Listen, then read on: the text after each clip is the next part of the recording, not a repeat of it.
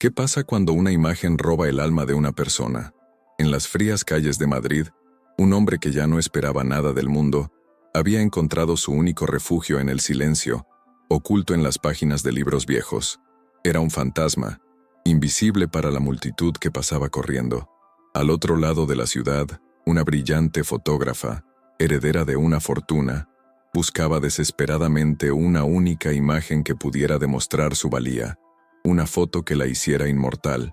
Y luego, sucede, un clic, un único y fatídico clic de una cámara. Pero lo que ella captura no es solo la luz y la sombra de un hombre olvidado. Ella captura un secreto, una historia enterrada bajo capas de dolor y polvo. Lo que ella no sabe es que su obra maestra, la foto que le dará fama, es también el detonante de una explosión que destrozará la paz de un hombre y obligará al artista a enfrentarse a la verdad detrás de su propio arte. ¿Qué sucede cuando el objeto de arte decide mirar hacia atrás? Y sí, la voz de este hombre es más poderosa que la lente que lo aprisionó. La historia que estás a punto de escuchar no trata de salir de la pobreza. Se trata de la brutal batalla por recuperar un nombre, una voz y una identidad. Si te gustan las historias que te atrapan y nunca te sueltan, que te hacen cuestionarlo todo, entonces has llegado al lugar correcto.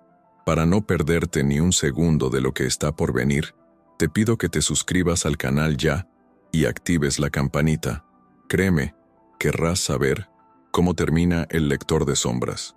Isabela caminaba por las calles empedradas del Bairro das Letras no como una turista, sino como alguien en peregrinación para expiar un pecado.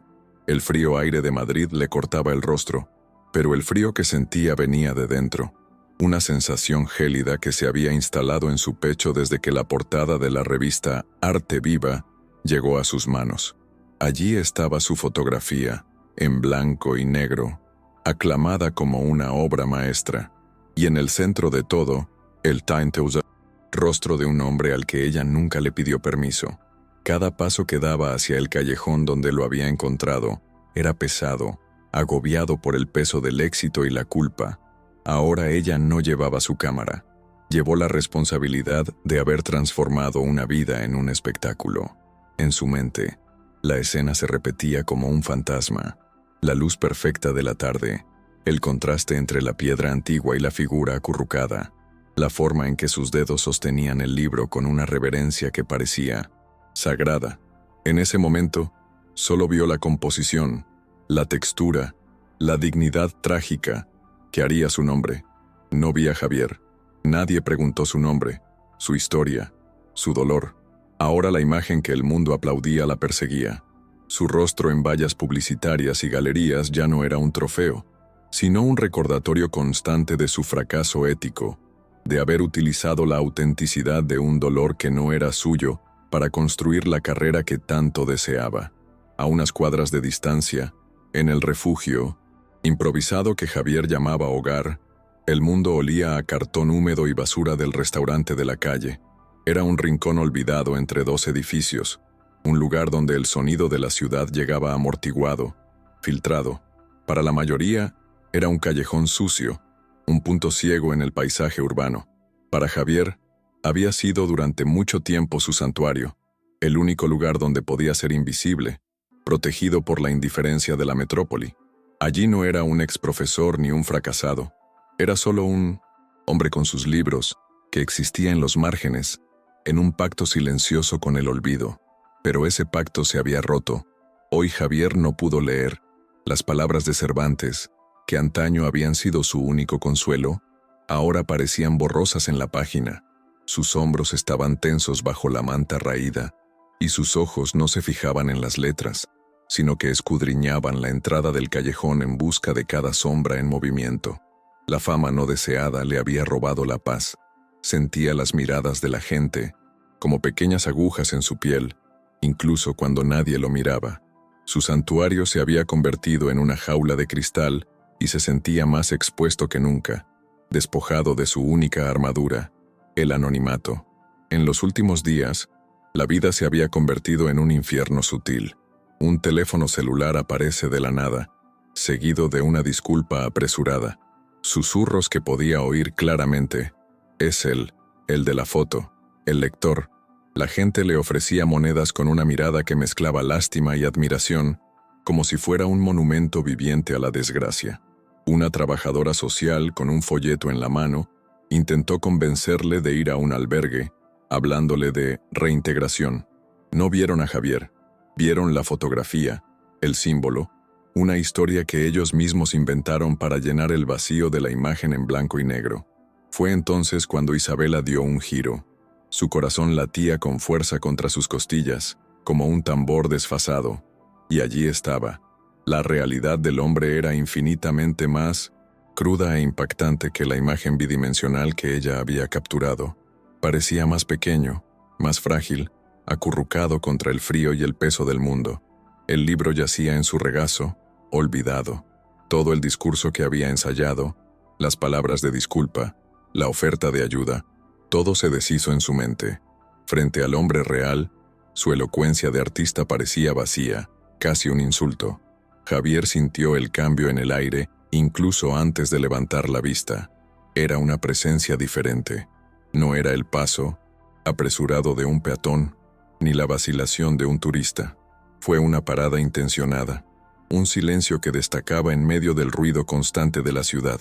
Una sombra cayó sobre sus piernas y vio, en el borde de su visión periférica, unos zapatos caros e impecables, de pie a una distancia que era al mismo tiempo respetuosa e invasiva. Él no se movió. Él simplemente agarró el borde de la manta, su cuerpo se puso rígido en preparación para otra interacción no deseada.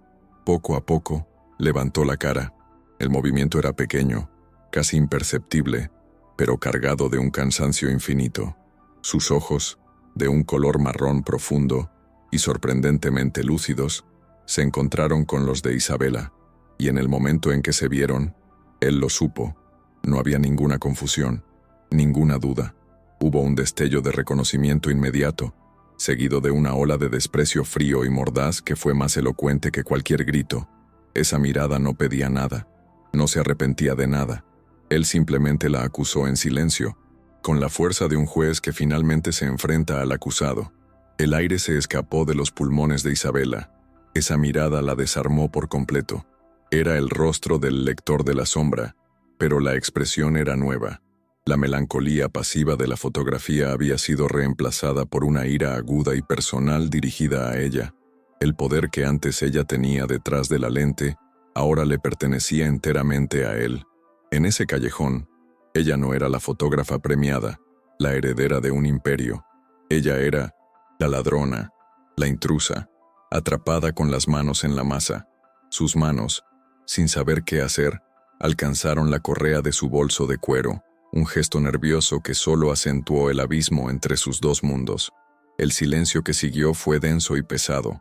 Duró quizás 10 segundos, pero pareció una eternidad. El sonido de una sirena a lo lejos, el murmullo de la gente en la calle principal, todo parecía lejano, irrelevante.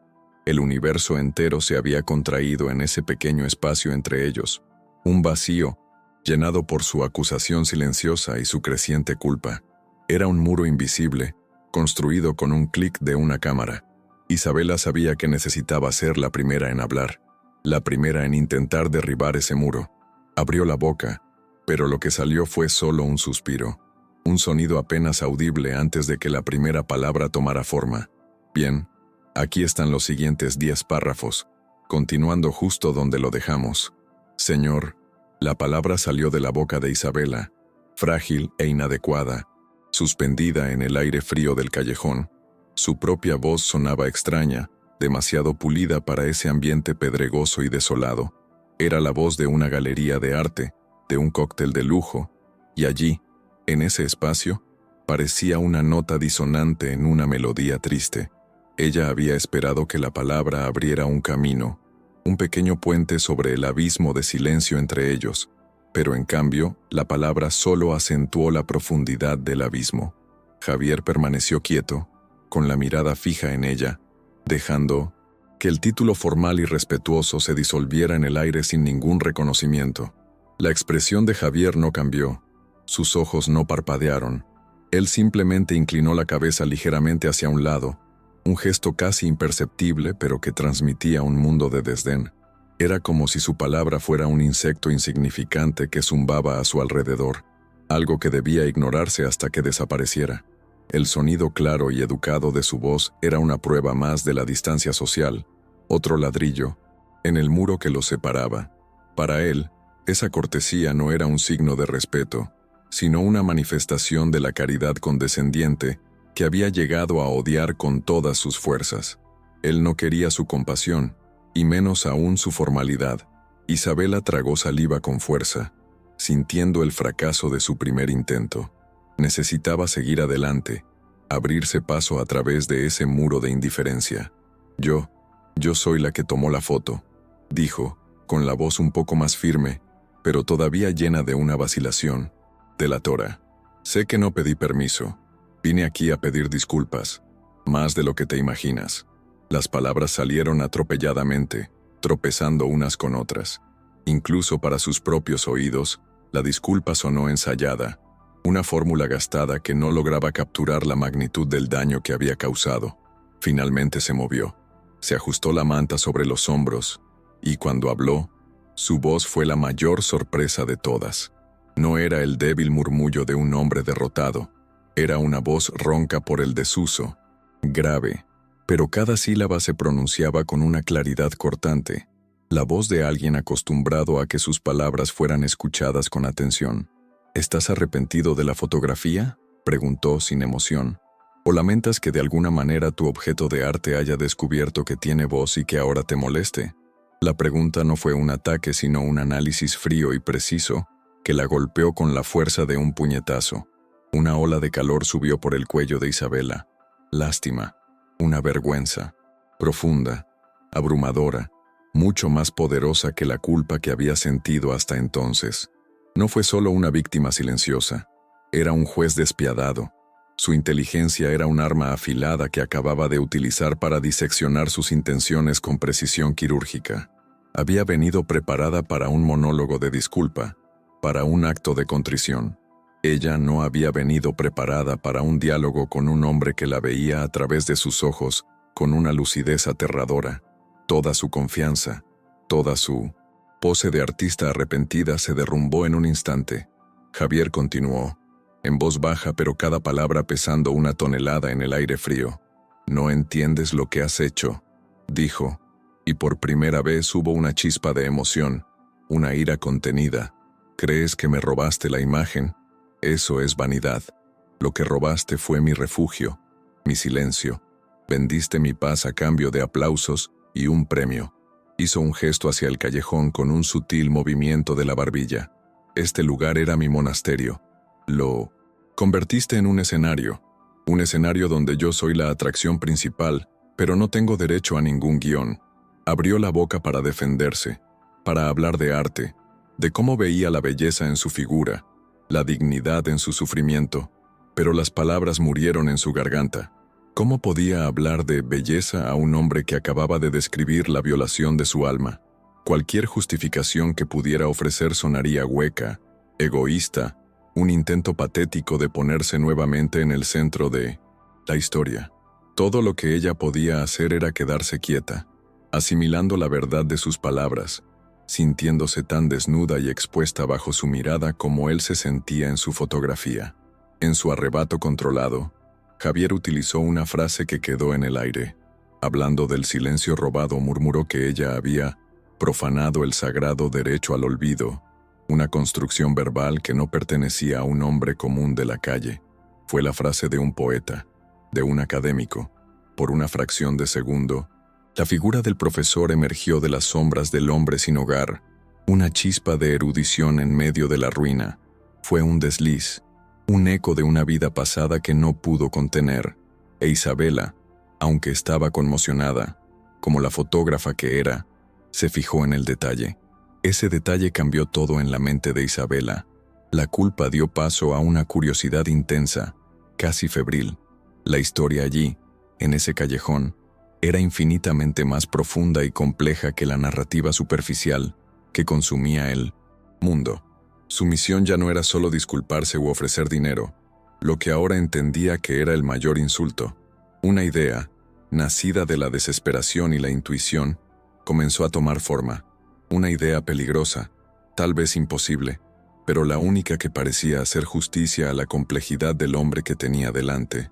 Ella respiró profundamente, el aire frío llenó sus pulmones y lo miró de otra manera, ya no con lástima ni culpa, sino con un respeto renovado, casi temeroso. El poder había sido revertido definitivamente. Él tenía la autoridad moral, la integridad que ella había perdido. Ahora era ella quien necesitaba algo de él, algo mucho más valioso que el perdón. Necesitaba una oportunidad para restaurar lo que se había roto, para darle voz al hombre cuya imagen había silenciado, y para ello, tendría que hacer la propuesta más atrevida de su vida. Isabela respiró profundamente, y cuando volvió a hablar, su voz tenía una nueva calidad. Hubo menos temblores, menos disculpas, y más una claridad sobria y directa. «No he venido aquí a ofrecer dinero», dijo con palabras firmes mirándolo sin apartar la mirada. «Sé que esto es inútil. Peor aún, sé que sería un profundo insulto a tu inteligencia y a tu dolor». Al decir esto, por primera vez reconoció al hombre que era, no la imagen que había creado. Fue un pequeño paso, pero un paso que cruzó el campo minado de la piedad y la caridad, y la colocó en un terreno más honesto. Javier escuchó las palabras, pero su rostro permaneció como una máscara de piedra. Escepticismo.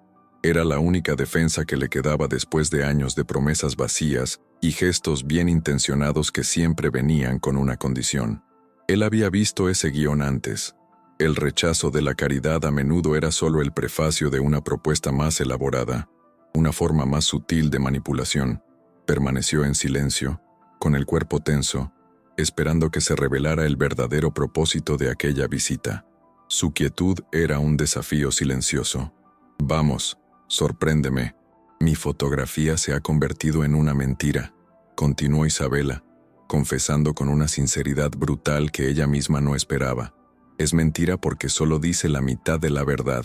Muestra tu imagen, la cáscara, el exterior que el mundo te ha juzgado. Pero tu voz, tu perspectiva, tu historia, esa es la mitad que falta.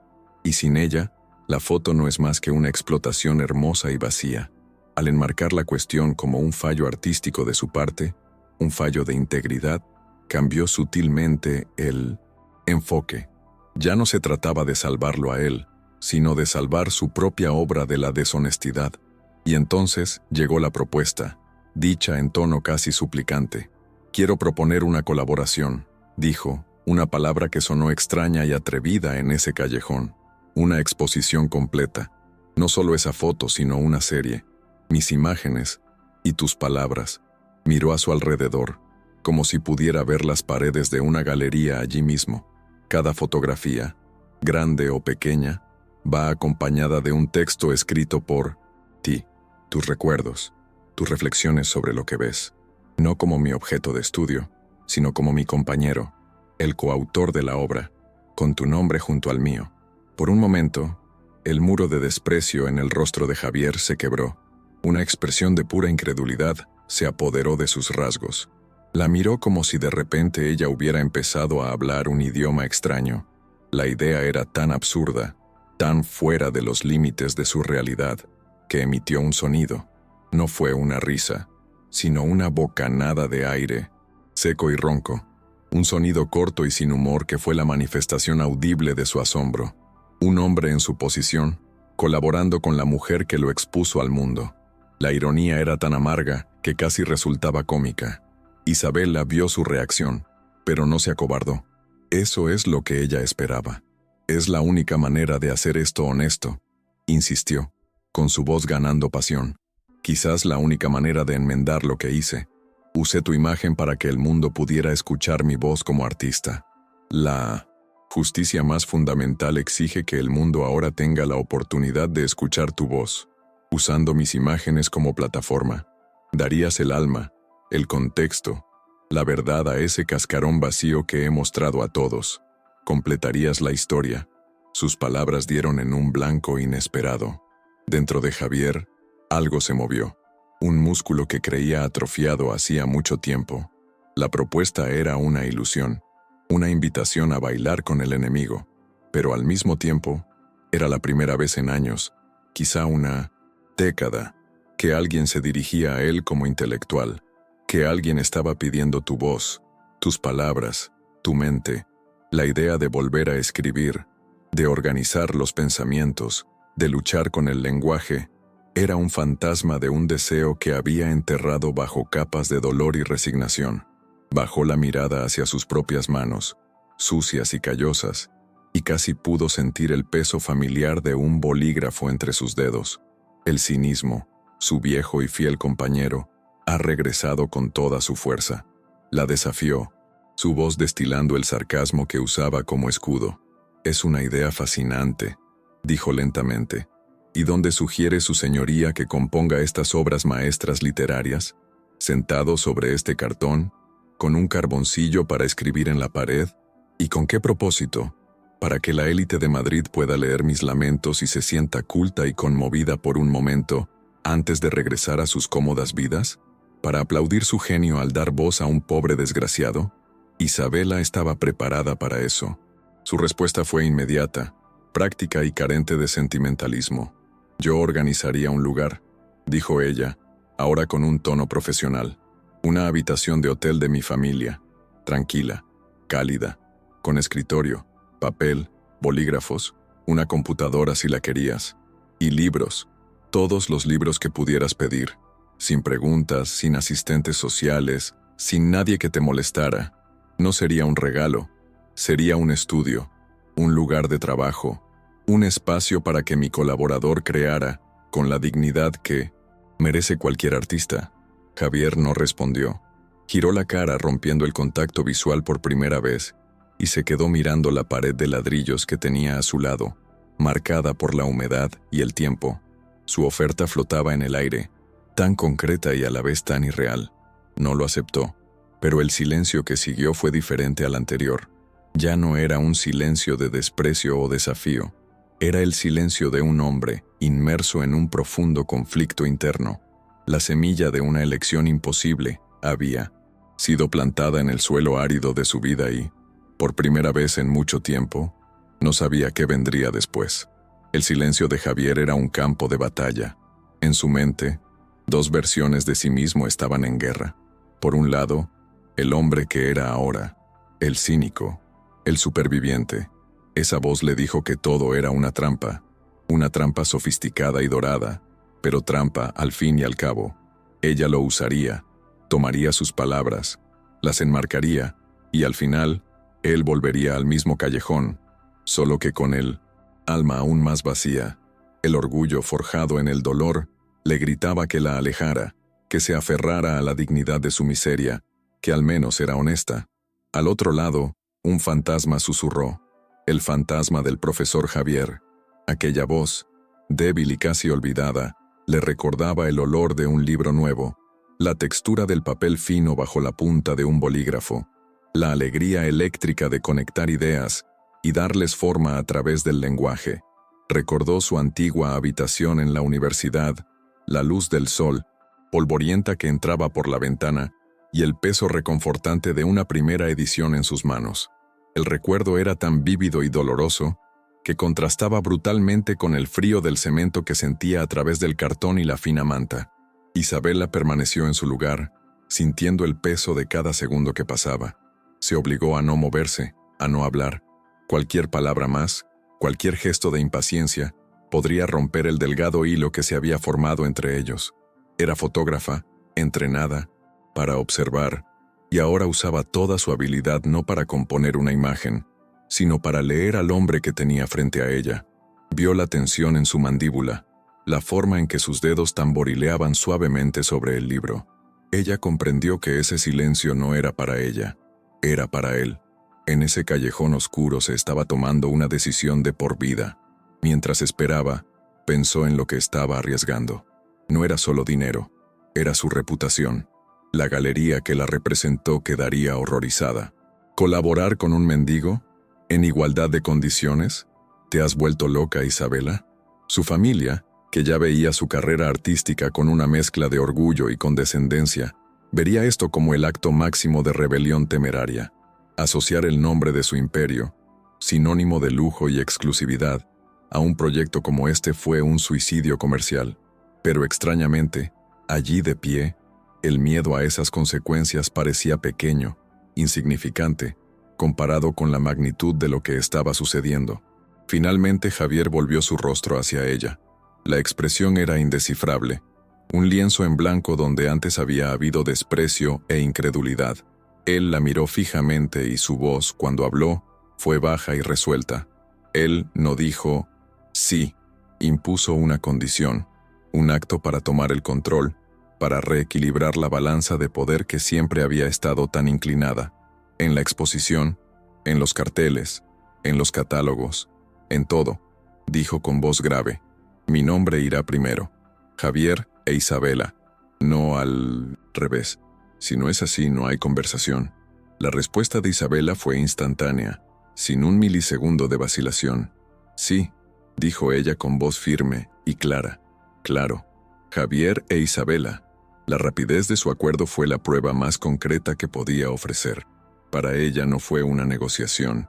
No se trataba de ego ni de marca. Se trataba de él. Al aceptar su condición de manera tan inmediata e incondicional, le devolvió algo mucho más importante que una oportunidad laboral. Le devolvió su estatus, la primacía de su propia historia. Fue una prueba y la pasó, pero no había terminado. Había una segunda condición, esta aún más crucial, ya que no se trataba del público, sino del proceso. Se trataba de protegerse. Todo el tiempo el contacto será solo contigo. Continuó con su mirada aguda, poniendo a prueba sus límites. Nadie de tu familia, nadie de tu galería, ningún asistente, y sobre todo, nadie de la prensa.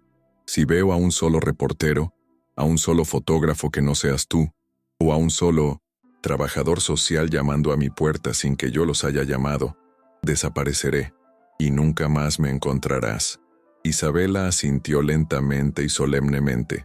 Esto fue más que un acuerdo comercial. Fue un pacto sagrado, sellado en las sombras de un callejón. Tienes mi palabra, dijo, y el tono de su voz no dejaba lugar a dudas. Nadie, solo nosotros dos. La atmósfera cambió en ese momento. La hostilidad se disipó. La tensión de la negociación dio paso a una nueva realidad, extraña y frágil. Ya no eran adversarios. Eran los únicos dos miembros de una sociedad secreta, unidos por un propósito que solo ellos entendían. La realidad práctica de la situación se impuso entonces, creando una nueva capa de extrañeza. ¿Qué hacer ahora? ¿Cómo empezar? Isabela, comprendiendo que el siguiente paso debía ser suyo, pero que ella debía proporcionarle los medios, actuó con delicadeza. Abrió su bolso, sacó su billetera y sacó no un billete, sino una simple tarjeta de presentación blanca, con solo su nombre y un número de teléfono personal. Este es mi número, dijo. Cuando estés listo, llama, cuando quieras. Un coche te recogerá, sin complicaciones, solo un coche que te llevará al hotel. Ella le tendió la tarjeta. Javier miró el pequeño rectángulo blanco, un objeto de un mundo que ya no era suyo. Era una llave, una invitación, un contrato. Su mano, que previamente sujetaba el libro con fuerza, se relajó. Lo levantó lentamente. Sus dedos temblaban, no por debilidad, sino por la enormidad del gesto. En lugar de tomar la tarjeta de su mano, tocó suavemente el libro que tenía en su regazo. Al comprenderlo, Isabel colocó la tarjeta sobre la gastada capa de Don Quijote. El trato quedó sellado. Él no le hizo ningún favor. Ella puso la oportunidad sobre las bases de su mundo. Él hizo un único y breve gesto de asentimiento y volvió a mirar hacia adelante, poniendo fin a la conversación. Isabela se giró y con un esfuerzo consciente, no miró hacia atrás. Cada paso que daba al salir de aquel callejón era un paso que la alejaba del hombre y al mismo tiempo, un paso que la ataba a él irrevocablemente. Cuando salió a la calle principal, los sonidos de la ciudad la impactaron con fuerza. El rugido del tráfico, las conversaciones, la música que salía de un bar. Su corazón seguía latiendo salvajemente, pero el ritmo había cambiado. Ya no era el tambor de la culpa, sino el ritmo frenético de una apuesta arriesgada. Ella no sabía si acababa de cometer el mayor error o el mayor éxito de su vida. Y tal vez era ambas cosas. De vuelta en el callejón, el silencio regresó, pero era una nueva forma de silencio. Antes era el silencio pesado de la resignación, un vacío. Ahora era un silencio denso, lleno de potencial y peligro. Javier se quedó quieto un buen rato, mirando fijamente la tarjeta blanca que descansaba sobre la portada de su libro.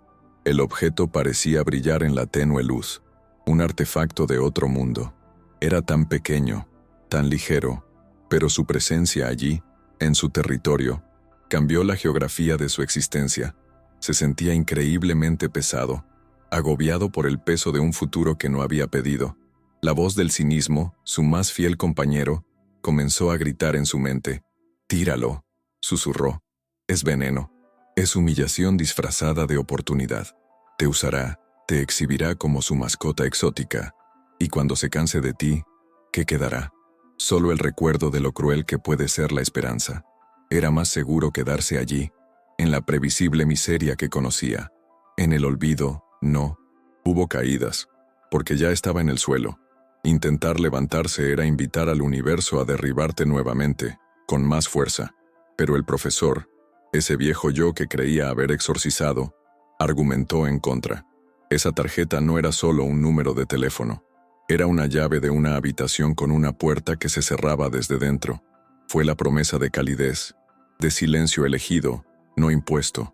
Era acceso a papel en blanco, a bolígrafos que se deslizaban suavemente, a libros que olían a impresora, no a basura. El deseo de crear, un impulso que creía que había muerto junto con su antigua vida, comenzó a agitarse en su pecho como un animal que despierta de una larga hibernación. Se sentía doloroso y terriblemente bien. Con un movimiento vacilante, casi temeroso de que el objeto se disolviera al tocarlo, extendió la mano y tocó el borde de la tarjeta. La textura suave y firme del papel de calidad fue un choque sensorial contra la piel áspera de sus dedos. Fue el toque de un mundo que había olvidado. Él tomó la tarjeta. El objeto no pesaba nada, pero en su palma parecía contener la gravedad de toda una vida. Estaba sosteniendo una puerta sin saber si quería o tenía derecho a abrirla. Su mirada cayó sobre el libro que tenía en el regazo. Don Quijote. Una fina capa de ironía cubrió la amargura de la situación y sintió la sombra de una sonrisa en sus labios. Allí estaba él, un caballero moderno de triste apariencia, invitado a una aventura por una duquesa rica y tal vez un poco loca. Ella no le ofreció una isla para gobernar, sino una habitación de hotel y la oportunidad de luchar contra los molinos de viento de su propia historia. La poesía absurda de aquel momento era tan literaria, tan perfecta, que se sintió por un instante un personaje en lugar de una persona real, y entonces recordó sus palabras, su aceptación inmediata. Javier e Isabela, su nombre, primero, no fue solo una exigencia de él, fue una promesa que cumplió sin dudarlo.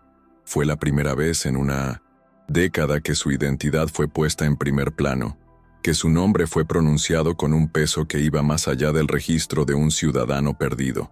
Fue ese detalle, esa pequeña concesión que a ella no le costó nada, pero que para él significaba todo, lo que finalmente inclinó la balanza.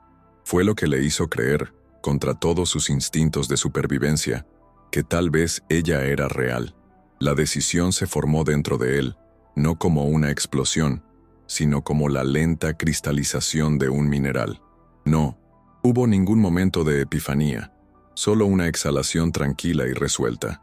Con un cuidado que hacía tiempo que no dedicaba a un gesto, abrió el libro y deslizó la tarjeta blanca entre dos páginas, utilizándola como marcador de capítulo. Él no llamaría hoy, ni siquiera mañana. Necesitaba tiempo. Es hora de decirle adiós al hombre que era en ese callejón, pero sabía, con una certeza que lo asustaba, que el llamado se haría. Se movió, ajustando más la manta rota alrededor de sus hombros, pero el frío de la noche parecía haber perdido algo de su fuerza. Un pequeño y frágil punto de luz, como una brasa bajo las cenizas, se había reavivado en algún lugar profundo de su ser. No era felicidad, ni siquiera esperanza. Era algo más primitivo y fundamental. Era el propósito. Por primera vez en incontables años, no estaba simplemente esperando que el día terminara. Yo estaba, con miedo y fascinación, esperando lo que el día siguiente pudiera traer. La luz del día ha dado paso completamente a la noche. Las luces de neón de la ciudad comenzaron a parpadear en la distancia, y el sonido de la vida nocturna de Madrid creció, una ola lejana de música y risas. Pero allí, en el pequeño universo de aquel callejón, el mundo parecía haberse quedado en silencio. Javier sostuvo el libro en su regazo como un escudo, la promesa blanca y rectangular, guardada de forma segura entre sus páginas. El lector sombra, el ícono anónimo, tenía un nuevo capítulo que escribir, y esta vez, él sería el autor.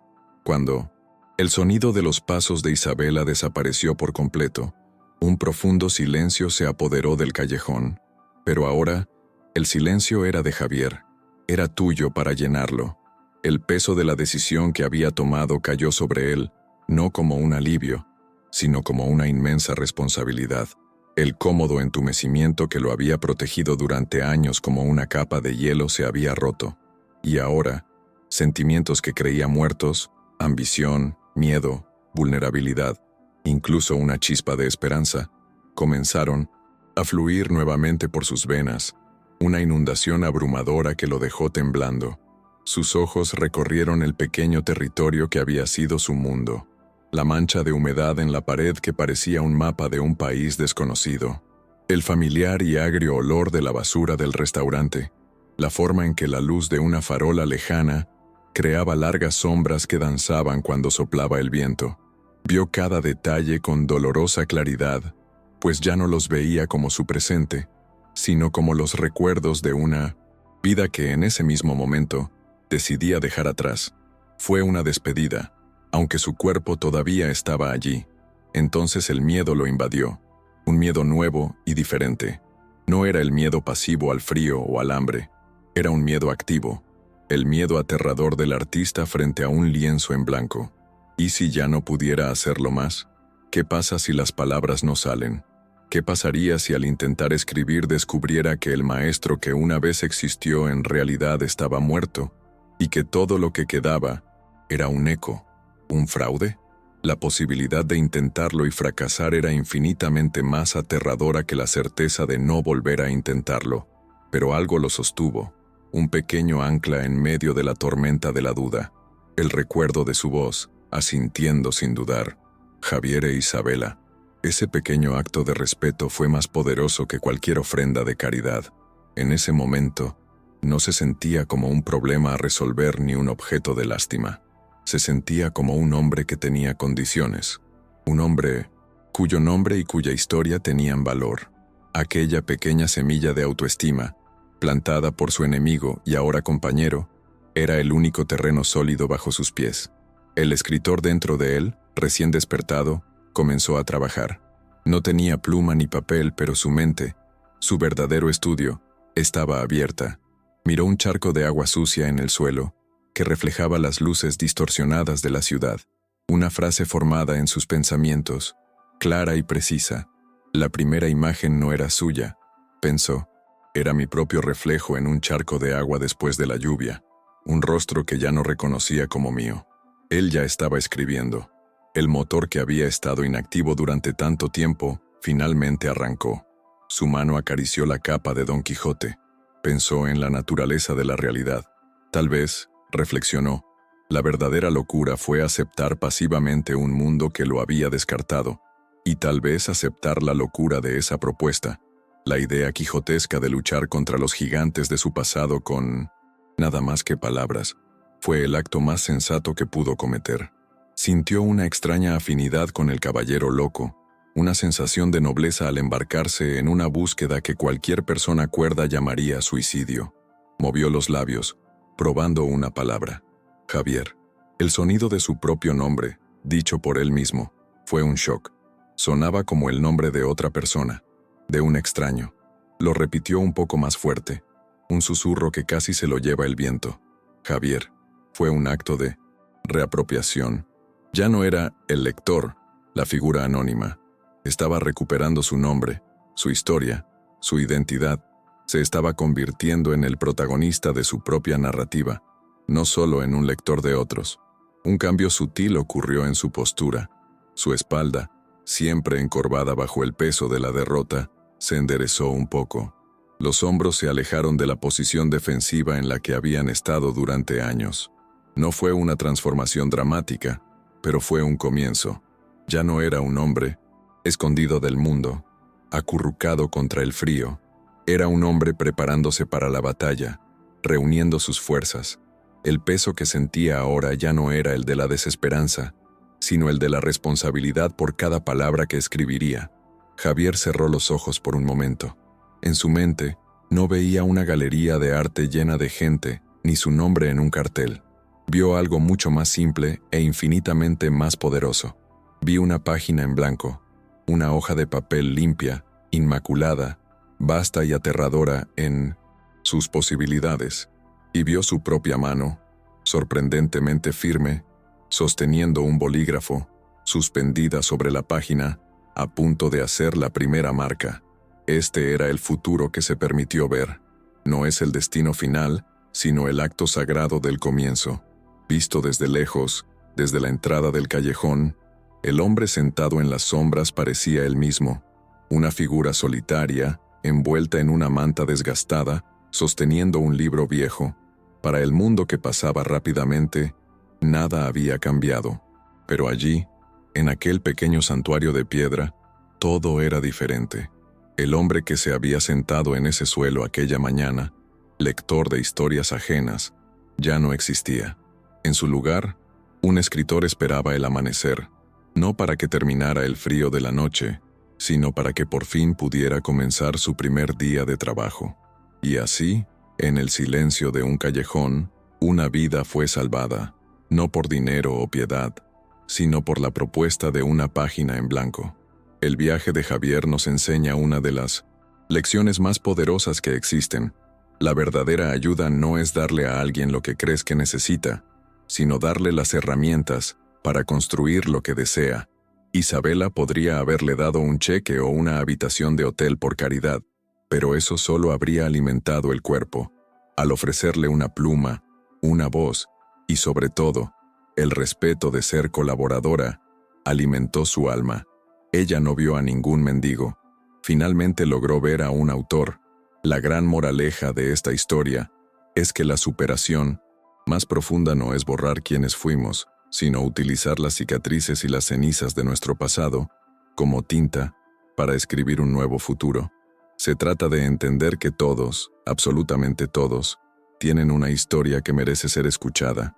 La pregunta es, ¿estamos dispuestos a detenernos y escuchar? ¿O simplemente vamos a seguir tomando fotografías desde lejos? Historias como El lector de sombras son el alma de este canal. Son ellos los que nos mueven y nos inspiran. Si esta historia te conmovió, si te hizo pensar o sentir algo profundo, entonces necesito pedirte con todas mis fuerzas, suscríbete al canal. Por favor, esto es muy, muy importante. Cada nueva suscripción es una señal de que estamos en el camino correcto. Es el combustible que nos permite seguir aportando narrativas que importan. Haz clic ahora mismo en el botón de suscribirse y activa las notificaciones, porque ser parte de esta comunidad es la mayor recompensa que podemos tener. Muchas gracias por mirarnos y sentirnos junto con vosotros.